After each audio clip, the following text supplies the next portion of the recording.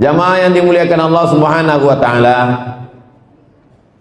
setelah itu nampak nanti anak bulan, kita pun merayakan nama hari rayanya Idul Fitri. Kata Imam Ibnu Manzur dalam kitab Lisanul Arab, kamus bahasa Arab yang paling lengkap, panjangnya semeter, silakan lihat di perpustakaan UIN.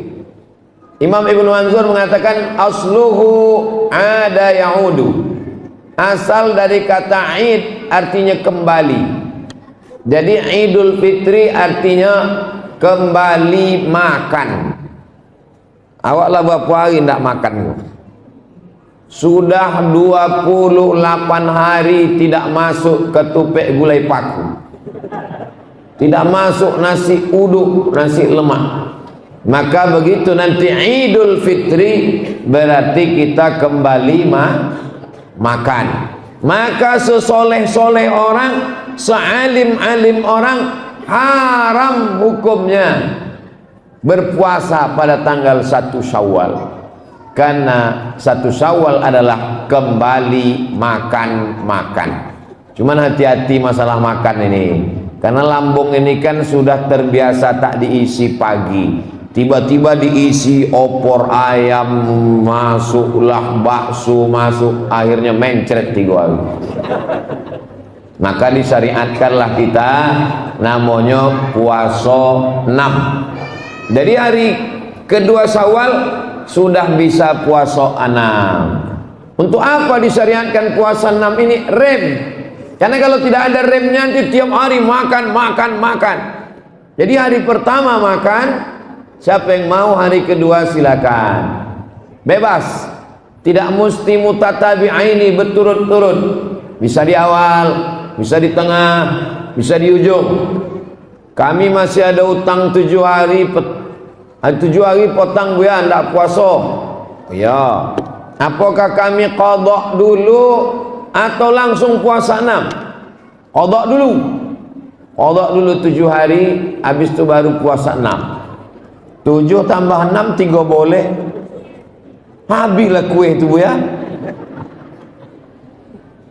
Panjang umur, sehat badan, mudah-mudahan awak bisa sampai ke Mesir. Amin. Sampai ke Mesir nanti ziarah ke makam Imam Syafi'i. Amin. Nanti dokek makam Imam Syafi'i itu ada makam ulama besar mazhab Syafi'i namanya Imam Zakaria Al-Ansari. Imam Zakaria Al-Ansari mengatakan, siapa nan puasa qadha di bulan Syawal otomatis dapat pahala puasa sunat Syawal. Ini alternatif bagi ibu-ibu yang ada hutang 7 hari potong, maka nanti di bulan Syawal niatnya puasa qadha. Amba berniat puasa qadha 6 hari, otomatis dapat pahala. Ustaz dari tadi kok ibu-ibu? Ya karena ibu-ibu yang tinggal 7 hari. Ternyata Pak kok tinggal 7 boleh hari. Lebih banyak lagi deh. Maka bapak-bapak pun begitu juga. Niatnya nanti niat puasa qadha, otomatis dapat pahala puasa sunat. Apalagi puasa qadha-nya di bulan Syawal hari Senin. Dapat 3. Puasa qadha dapat, puasa sunat Syawal dapat, puasa Senin dapat.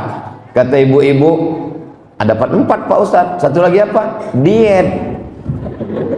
Diet itu bonusnya. Jangan sampai masukkan ke niat nawaitu shoma ghadin diet lillahi ta'ala. Tak bisa. Sumu tasihu.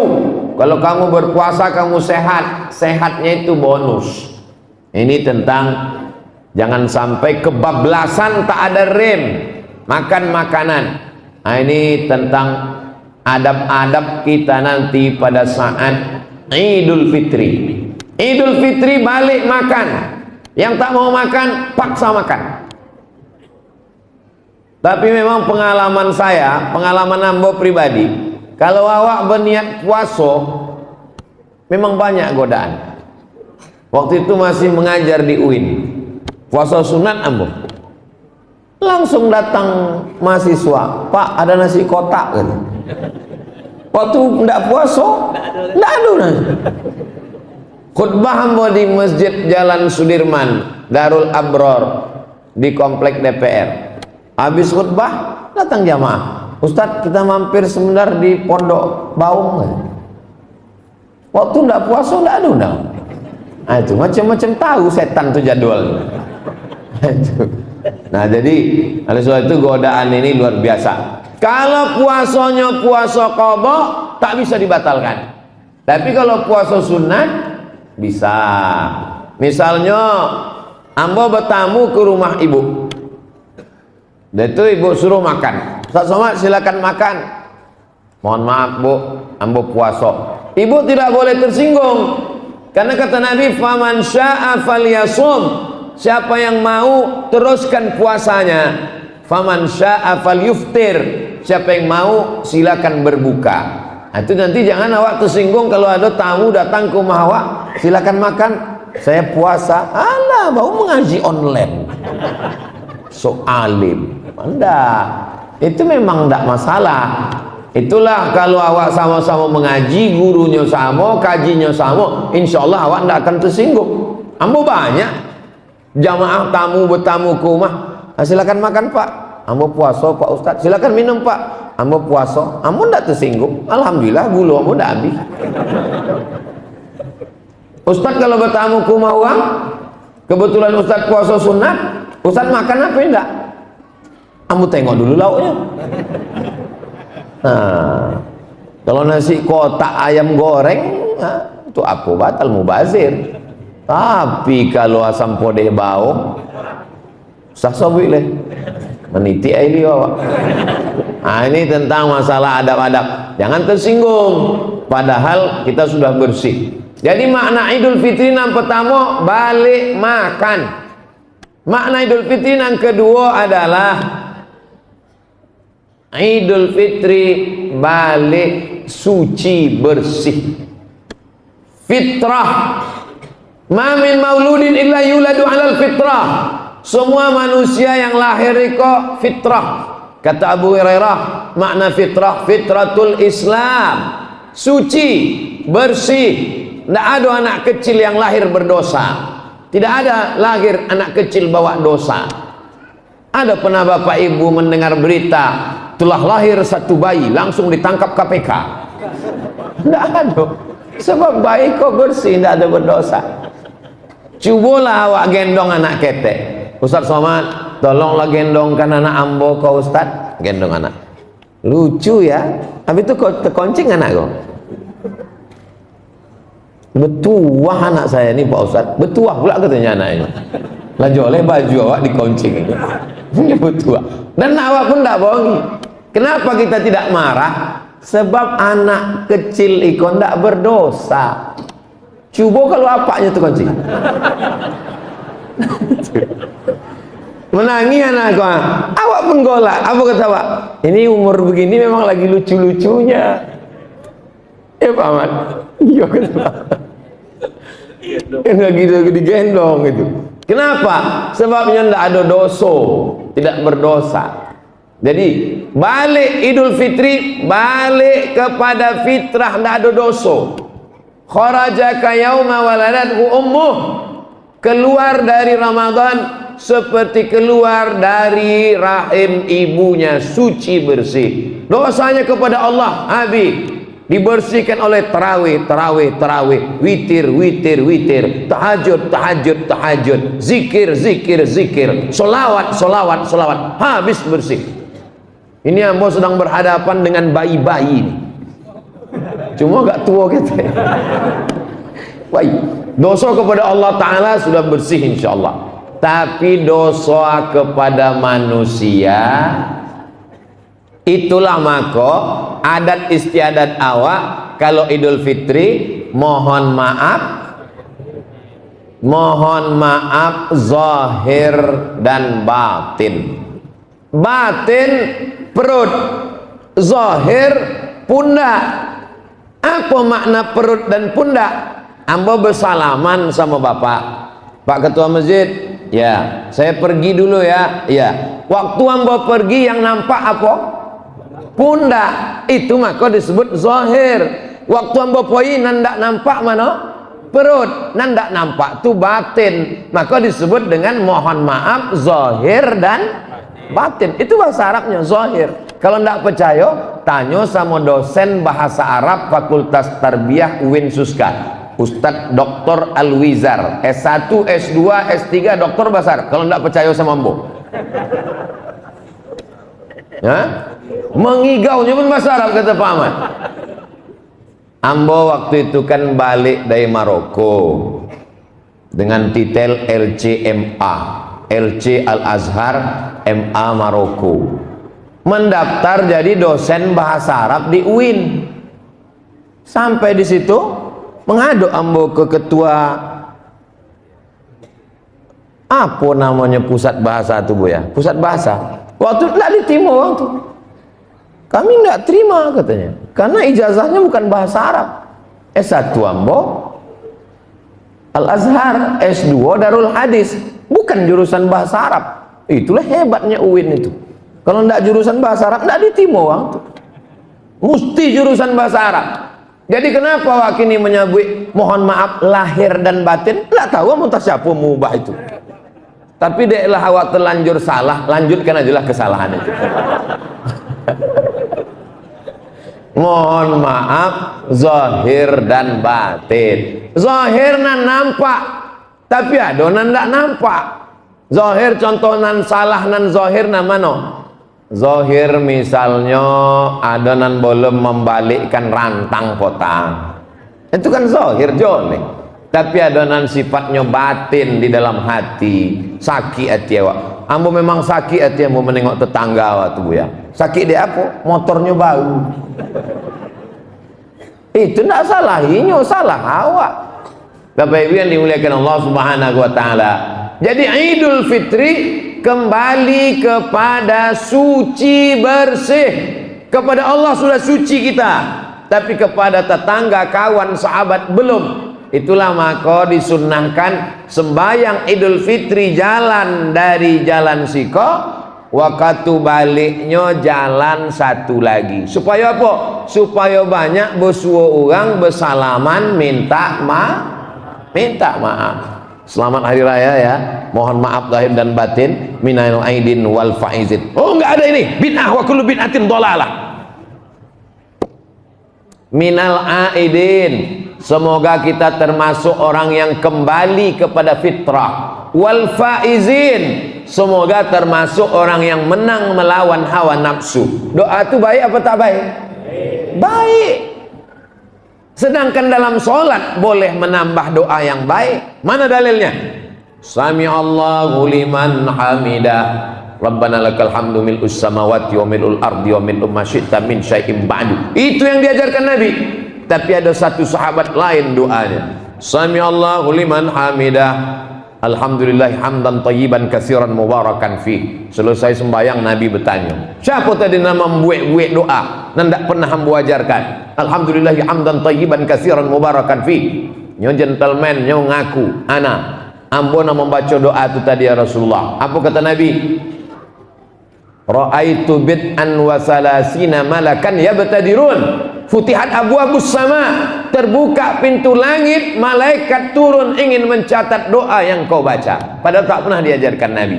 Berdasarkan hadis iko apa komentar Al-Hafiz Ibnu Hajar Al-Asqalani dalam kitab Fathul Bari, Hadyus Sari Muqaddimah Fathul Bari. Apa kata Imam Ibnu Hajar? Jawazu ihdasi dzikri, boleh membuat doa ghairil ma'sur, walaupun doa itu tidak ada dalam Quran, tidak ada dalam hadis, malam yukhalif bil ma'sur, selama doa itu tidak bertentangan dengan Quran dan sunnah. Nan menyebut boleh membuat doa kok namanya Ibnu Hajar Al-Asqalani, gelarnya Al-Hafiz, hafal 300.000 hadis. 300.000 hadis hafalannya, inya menyebut boleh membuat doa. Tiba-tiba ada wudu ustad, hafalannya cuma 3 hadis. Itu pun kalau duit lampu. Mati lampu, mati laptopnya, habis baterai, habis hadisnya.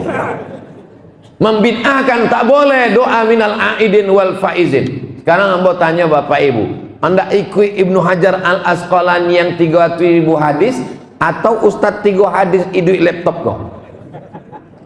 Terserah. Ambo cuma mengajak kita berpikir, karena Quran banyak bertanya afala ta'qilun, kenapa tidak berpikir, afala tatafakkarun, afala tatazakkarun, liyadzakkara ulul albab, orang yang berpikir.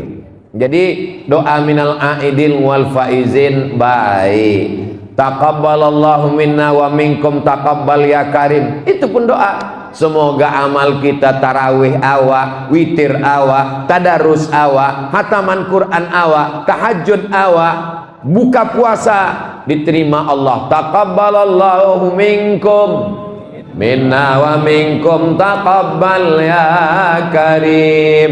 Mana tahu nanti balik dari sholat Idul Fitri, anak ibu bertanya anak bapak, ya mak, apa arti minal aidin wal faizin? Entah, pokoknya baiklah. Minal aidin, semoga termasuk orang yang kembali kepada fitrah, suci bersih balik. Wal faizin, semoga termasuk orang yang menang melawan hawa nafsu. Alhamdulillah, selama Ramadan Ambo sudah menang melawan hawa nafsu, Pak Ustadz. Alhamdulillah. Nafsu apa? Nafsu sarapan pagi, nafsu makan siang, dibalaskan saat azan maghrib berkumandang. Idul Fitri yang pertama balik makan, Idul Fitri yang kedua balik suci, Idul Fitri yang ketiga adalah hari raya, hari besar. Itu mana Id? Id artinya hari raya, hari besar. Karena waktu Nabi sampai ke Madinah, mereka orang kafir jahiliyah, hari rayanya ada 2. Diganti Allah, maka bergantilah. Qad abdalakum bi khairim minhuma, Allah sudah ganti dengan hari yang lebih baik daripada 2 hari itu. Itulah Idul Fitri dengan Idul Adha. Jadi pada hari Id itu jangan sampai adonan ndak makan, jangan sampai adonan susah. Kalau ada nanti di lampu merah simpang 4 Garuda Sakti itu yang mengemis, tangkap. Itu pasti sindikat, itu pasti ada penjahat aktornya, itu pasti dikoordinir, disebar, karena aslinya semua sudah dapat zakat fitrah. Betul? Siap menangkap yang di lampu merah nanti? Ambo waktu Idul Fitri potang, kan waktu itu jadwal Idul Fitri apa Idul Adha? Idul Fitri. Jadwal ambo kan khotib di Ramayana Panam. Pas di simpang Tabik Gadang, adalah satu anak menggendong anak ketek.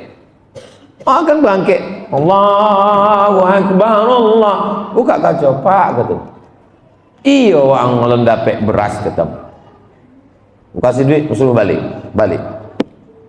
Kenapa Ustaz tidak nangkok? Ambo kan khutbah, kamu nangkok ini loh. Nak khutbah. Ini tidak selesai dengan khutbah, ini tak selesai dengan ceramah, ini selesai dengan perda, peraturan daerah. Ditangkap. Setuju Bapak Ibu ditangkap? Ini tanggung jawab anggota legislatif ini. Cuma yang jadi masalahnya Pak Ahmad kok DPR RI pula, terlalu ketinggian. Jadinya mesti diturunkan lagi ke bawah. Mesti ada pergub, peraturan gubernur Riau. Tidak boleh ada di lampu merah peminta-minta, karena sudah dikasih zakat melalui Basnas. Ini tak selesai dengan ceramah dan khutbah. Khutbah berapi-api. Nanti pas di lampu merah ada pengemis, datang bawa khutbah di situ. Wahai para pengemis, tidak selesai. Mesti dengan aturan negara. Dan kita alhamdulillah tinggal di negara kesatuan Republik Indonesia pakai sistem demokrasi. Segala suara aspirasi masyarakat sampaikan melalui pengajian, sampaikan melalui tausiah, sampaikan melalui takbir akbar, didengar oleh para anggota dewan, disuarakan. Hasilnya kalau di pusat namanya undang-undang, kalau di kabupaten kota namanya perda, peraturan daerah. Kalau tak sanggup anggota dewan membuat, namanya pergub, peraturan gubernur, perbub, peraturan bupati, perwako, peraturan wali kota, camat ndak tolok dek camat.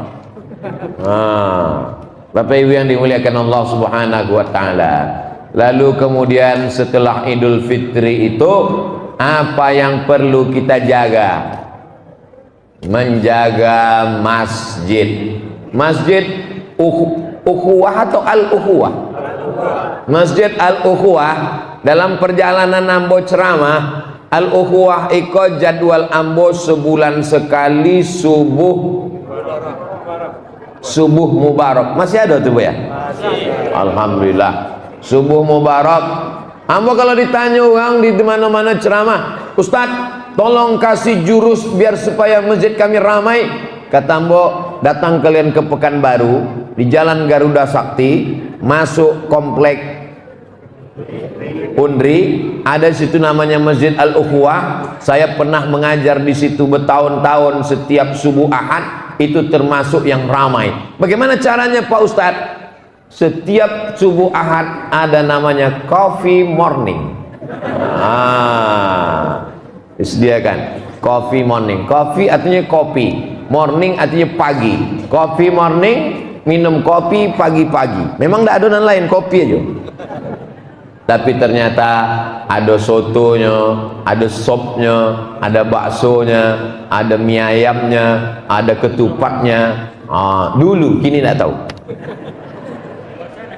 Puasa tak ada, off. Tapi di luar puasa berlanjut lagi insyaallah. Amin. Ini masjid ini perlu kecerdasan pengurus untuk menarik jamaah. Bagaimana supaya jamaah tertarik ke masjid? Jamaah kepanasan, pasang AC.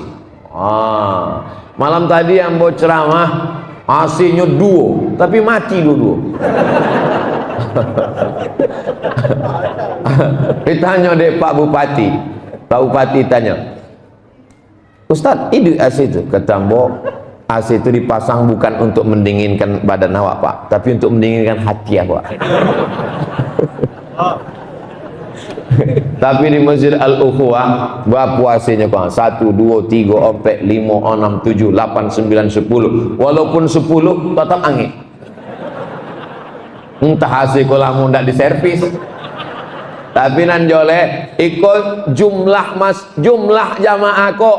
Kalau bahasa kampungnya over capacity. Ikulah di luar kemampuan niko. Itu jadi bukan salah AC-nya. Bagaimana supaya jamaah tertarik ke masjid? Maka baguskan karpetnya. Tengok. Dulu bagus kok, kini udah agak-agak rontok betul.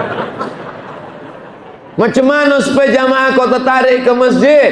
Buat di sekelilingnya ada kaligrafi yang cantik-cantik. Karena mata ini zayyana sama ad-dunya bizinatinil kawakib. Kami hiasi langit dengan bintang gemintang. Jadi mata awak menengok langit itu yang cantik, yang indah. Maka di masjid ini kaligrafinya cantik, indah. Ada pula terjemahnya di belakang hadis. Sebaik-baik kamu adalah orang yang mempelajari Al-Quran dan mengajarkannya. Hadis riwayat Bukhari. Pak sampai ke bawah. Bukhari. Dipasang lampu cantik. Seorang ibu-ibu yang sholat ke Masjid Al-Ukhuwah kok balik pasti minta bolikan ke lakinya lampu condro itu.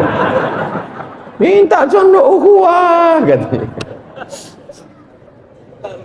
Kadang sembahyang awak di masjid, Qurannya tak jelas susunan. Tapi di Masjid Al-Ukhuwah tengok cantik. Dari susunannya nampaknya Qurannya tidak pernah dibaca. Bukan begitu Bu ya. Iko bau disusun tadi.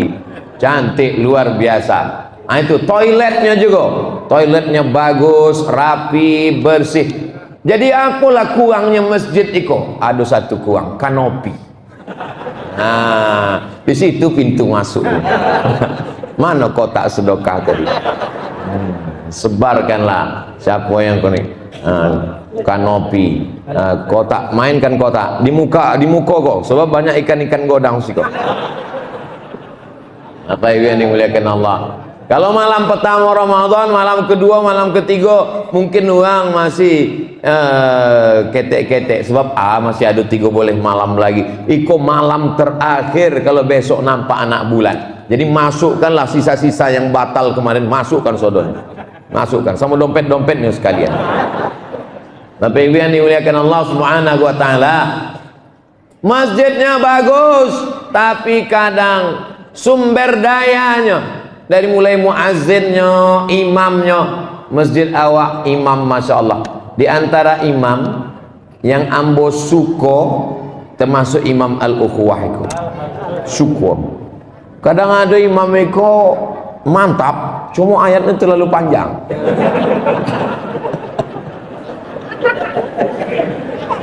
Iyo, sama ikut. Kalau ikut pas lah, ibarat makanan.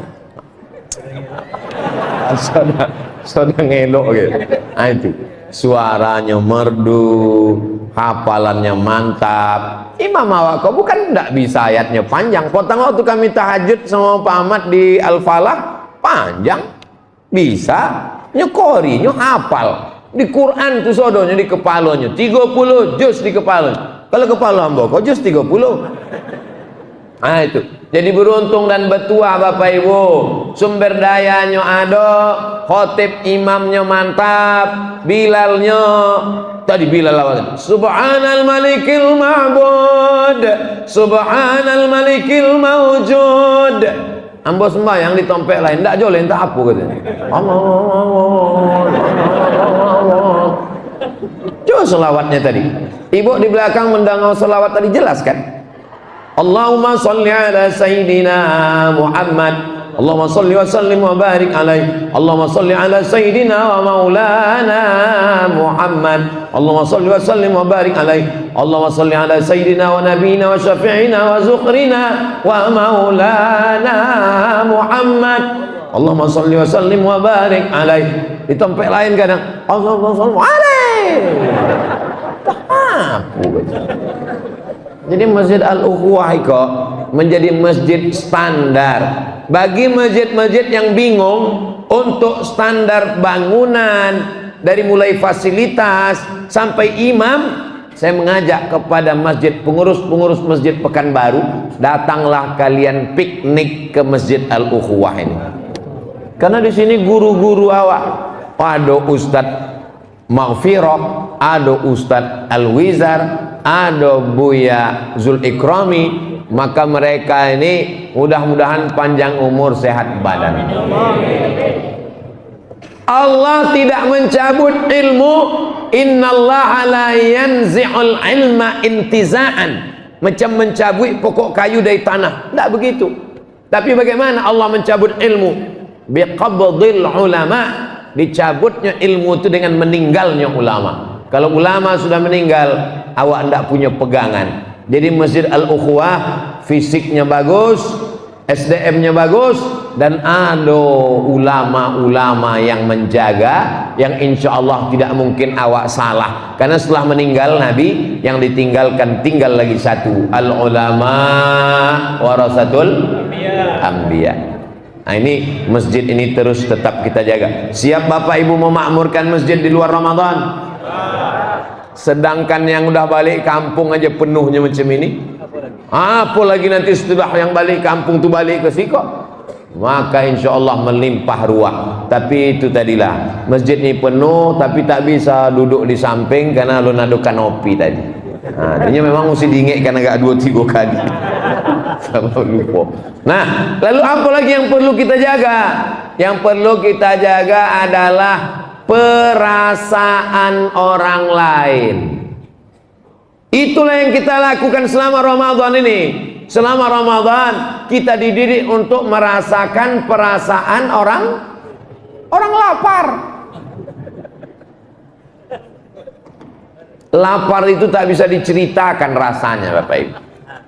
Jadi kalau ada orang nanda Islam, ada orang ndak Islam bercerita tentang lapar. Seminar internasional membahas kelaparan di Afrika, Ethiopia. Tanya dulu, wang pernah lapar? Enggak. Enggak bisa membahas lapar. Narasumbernya kenyang. moderatornya kenyang, pesertanya kenyang, tidak melahirkan apa-apa guys.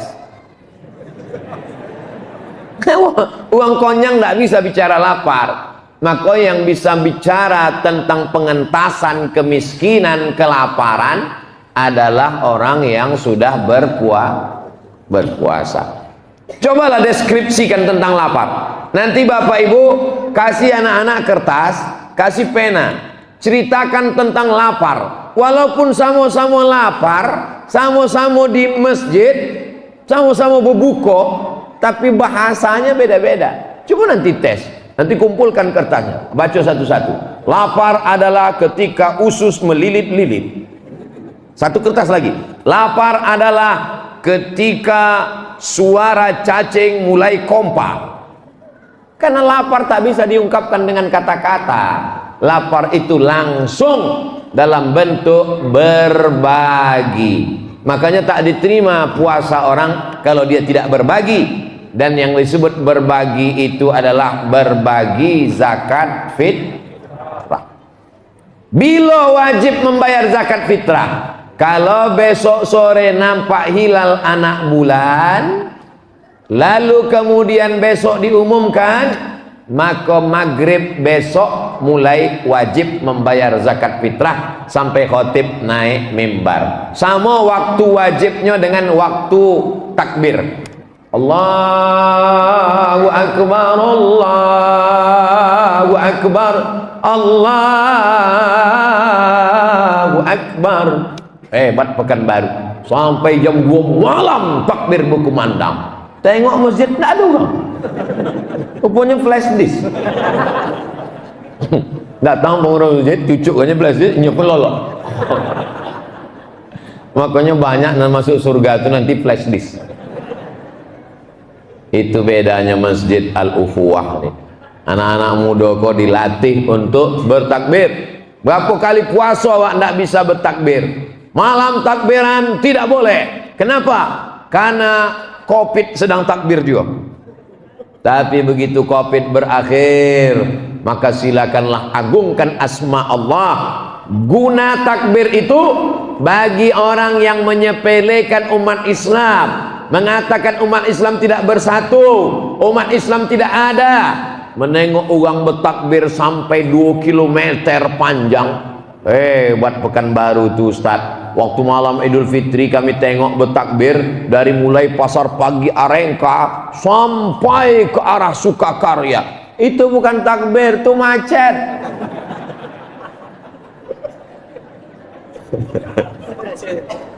Ya tidak bisa dibedakannya mana yang grup takbir, mana yang grup macet. Anak-anak muda, jangan kotori malam Idul Fitri dengan maksiat. Idul Fitri itu artinya balik ke fitrah, bukan balik ke fitri. Ya masih membonceng si fitri. Terus tanya, malam apa kok kembali ke fitri bu ya? Ilaha illallah Muhammad Rasulullah. Sore orang asik menengok hilal, hanya pun sore itu mau nyervis motor malam. Mana pengaruh Ramadan itu? Ramadan ini bukan bulan menumpuk amal. Ramadan ini bulan membiasakan diri. Allah bisa karena biasa. Selama bulan puasa mana ada yang bonceng-bonceng? Ditulisnya, wah makin banyak aja kok.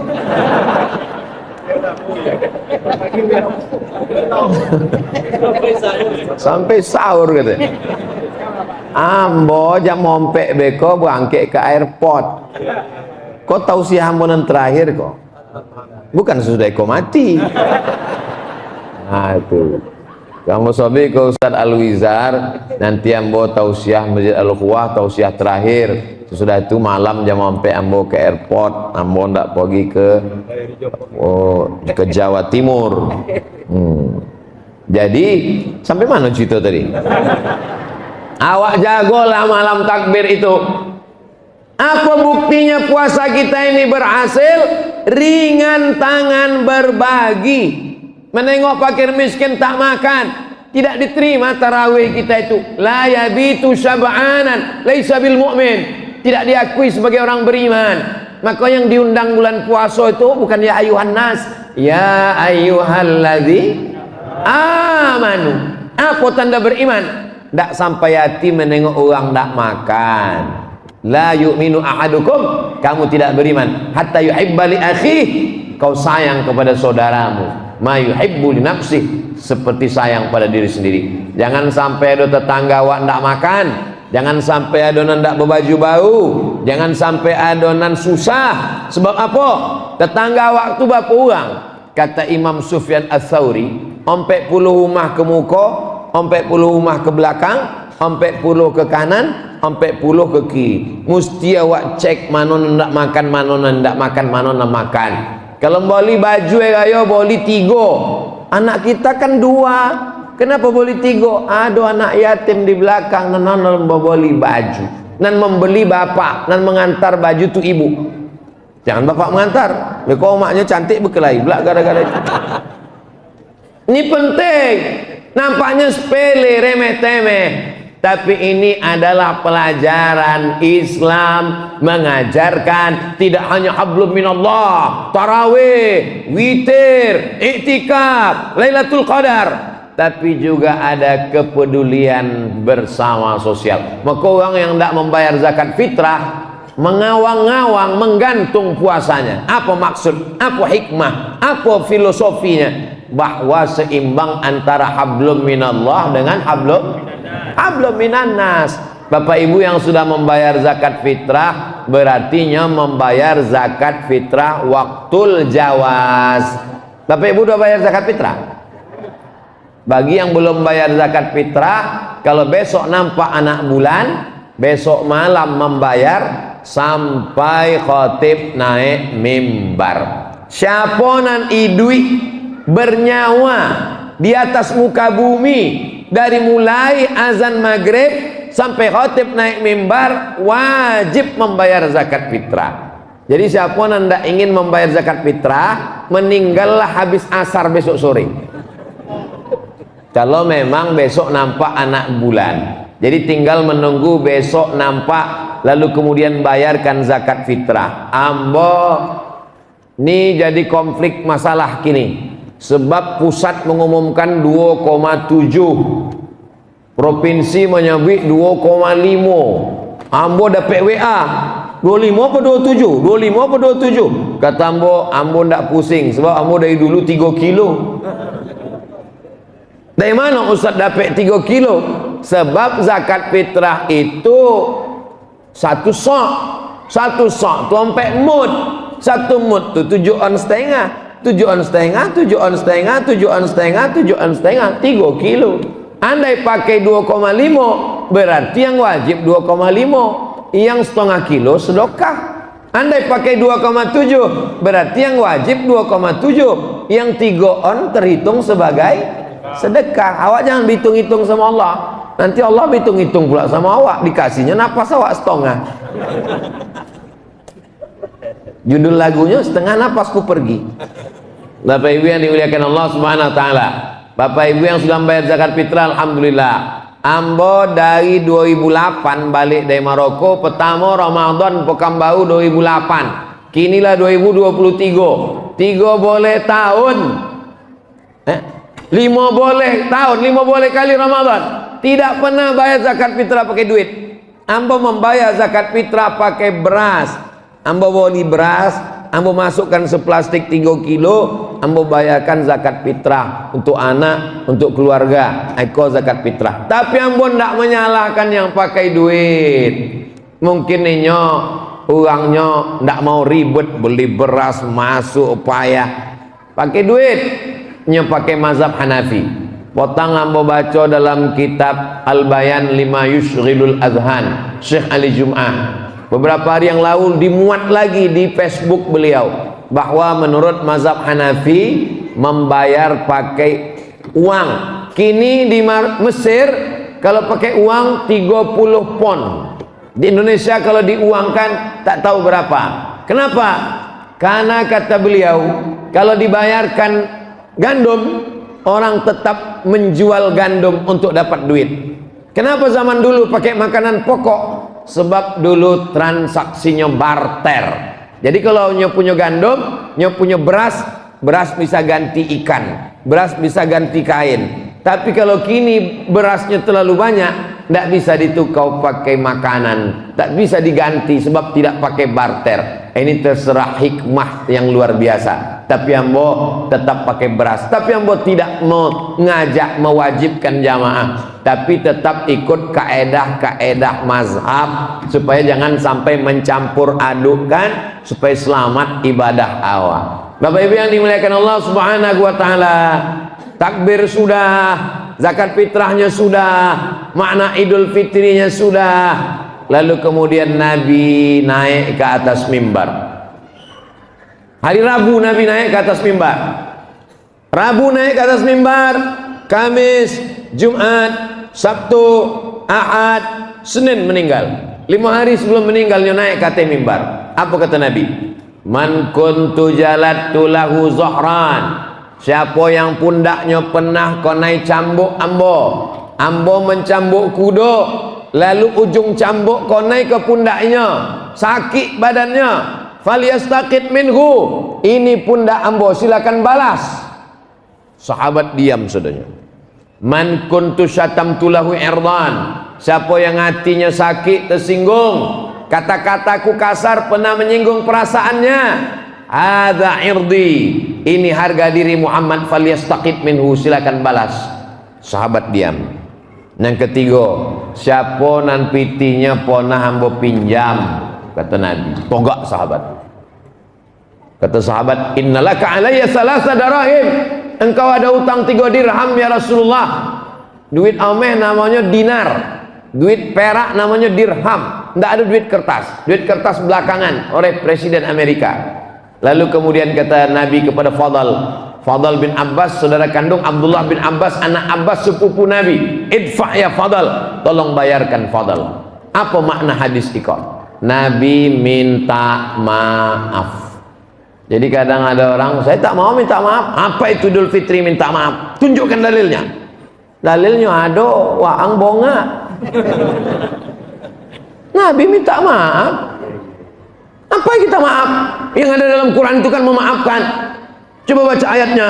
Wasari'u ila maghfiratin min rabbikum wa jannatin 'arduhas samawati wal ardu 'indal mustaqim wa 'indal lil muttaqin alladzina yunfiquna fis sarra'i wad dharra'i wal kazimin al 'aiz wal kazimin al ghaiz wal 'afina 'anil nas. Memaafkan. Iya, memang ada memaafkan, tapi ada juga minta maaf. Bapak Ibu, selama ambo tausiah di Masjid Al-Ukhuwah, banyak tutur kata menyinggung perasaan tak berkenan di hati. Maukah Bapak Ibu memaafkan ambo? Lah, ambo lah selesai. Tinggal Bapak Ibu lagi belum selesai. Saya Pak Ustadz balik kampung. Habis balik kampung, tak bisa datang ke rumah satu-satu. Gimana caranya Pak Ustadz? Undang orang tuh ke rumah. Apa acaranya? Coffee morning. Minum kopi, tidak usah kasih gula. Kopi, open house. Habis itu, minta maaf. Bapak Ibu, saya tak bisa datang satu-satu. Setelah ini, maukah Bapak Ibu memaafkan saya? Dek uang telah konyang saudaranya. Mau katanya. Allah selesai. Banyak orang menunggu momen. Nantilah minta maaf. Idul Fitri Buya. Idul Fitri lah datang, tidak juga minta maaf. Bisa awak minta maaf di pintu Ka'bah. Labbaik Allahumma labbaik. Maafkanlah salah hamba pada Ustaz Maghfirah ya Allah. Tidak bisa. Minta maafnya ke orang langsung.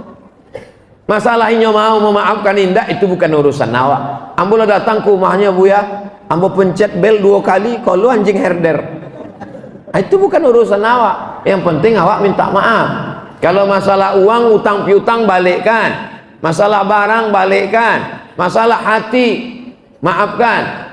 Inilah maka disebut dia dengan Allahumma innaka afuwun tuhibbul afwa fa'fu anni. Ya Rasulullah, yo, seandainya ambo bersua malam Lailatul Qadar, apalah doanya malam itu? Hadis riwayat Aisyah, Allahumma innaka afuwun tuhibbul afwa fa'fu anni. Tiap malam awak baca itu malam bulan Ramadan, engkau cinta kepada maaf, engkau suka kepada maaf, engkau maha pemaaf, maafkanlah aku. Maaf itu dari bahasa Arab, afa, ya'fu, afwan, ma'fu. Apa artinya? Kaki menginjak pasir. Ketika kaki memijak pasir, lalu ada bekas tapak kaki awak di atas pasir. Datang angin kencang mengembus pasir sehingga tak ada bekas itu lagi. Begitu tapak kaki tadi hilang bekasnya karena hembusan angin, itulah mana afu, maaf. Maaf artinya sampai tak berbekas sama sekali. Itulah makna maaf. Kalau masih berbekas bukan maaf. Mudah-mudahan kita menjadi orang yang pemaaf insyaallah. Sesuai dengan Allahumma innaka afuwun tuhibbul afwa fa'fu anni. Ustaz Somad itu ceramah aja itu maaf-maaf, tapi dia berat juga memaafkan orang lain. Memang ada orang yang mesti dikasih pelajaran karena dia kurang ajar. Tadi pagi ada orang mau WA, Ustaz, ada orang mau minta maaf sama Ustaz. Dia datang ke rumah atau gimana Pak Ustaz? Ambo balas singkat, nanti bersuah di padang mahsyar. Ada orang angku yang sombong, maka dia mesti dikasih pelajaran. At-takabbur lil mutakabbir shadaqah. Sombong kepada orang sombong itu shadaqah. Coba kalau tidak nanti, tapi jangan dijadikan dalil. Bapak Ibu yang dimuliakan Allah Subhanahu wa taala. Nabi sallallahu alaihi wasallam, orang yang paling hebat adalah namanya Abu Sufyan. Siapa namanya? Abu Sufyan.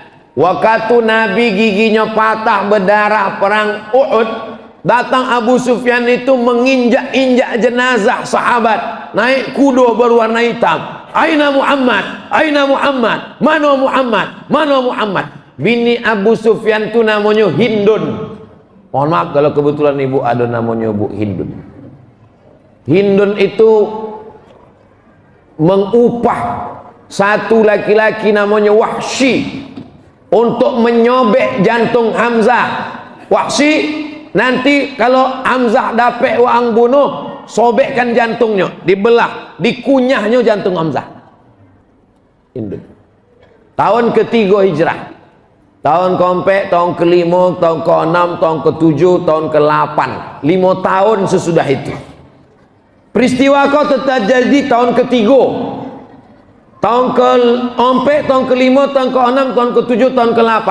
5 tahun sesudah itu Nabi datang ke kota Makkah membawa 10.000 pasukan. Datang Hindun. Nabi sedang duduk di atas bukit sofa, datang Hindun. Tidak dibalik dek Nabi SAW. Hindun